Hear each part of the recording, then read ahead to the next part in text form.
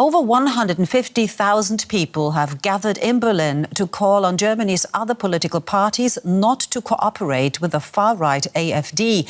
It comes after the conservative Christian Democrats voted with the AfD to pass a motion in parliament. Critics say it broke a long-standing convention in Germany on German politics against working with the far right. On Saturday, a similar march in Hamburg drew some 220,000 people. The AfD is projected to poll strongly in German federal elections later this month. And we asked protesters why they joined the rally in the German capital.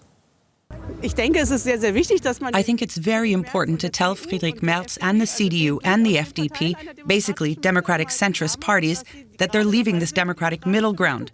I'm not sure if they're aware of that, and I think it's important to let them know. I think it's very important to be here today, since I'm Italian. I know what happens.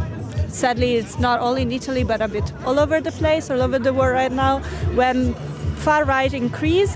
And I think it's very dangerous that CDU party is supporting and opening the way for this rise. Well, I think that it's really important to protest when we still have the right to do this, and to keep in mind that for a better future, today we have to remember of the past, of what happened back in the days, and definitely do whatever is possible.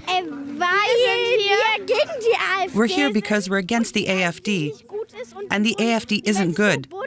The world is so colorful, and they're making it darker and darker.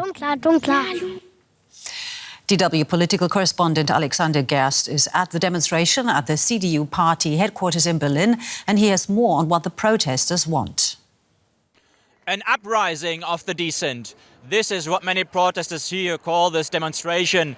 Tens of thousands of people have gathered here right in front of the headquarters of the Conservative Party to show their dissent with how Friedrich Merz is possibly willing to tolerate AfD-backed majorities in parliament. Many fear that Merz is not serious enough when he says that he does not want to work with the far-right AfD after elections. Many parties argue that his promise is not valid anymore, the promise known as the firewall, to not work with the far-right AfD. And even from within his own party, there's criticism. Most notably, the former Chancellor Angela Merkel has criticized Friedrich Merz for his move in the last week.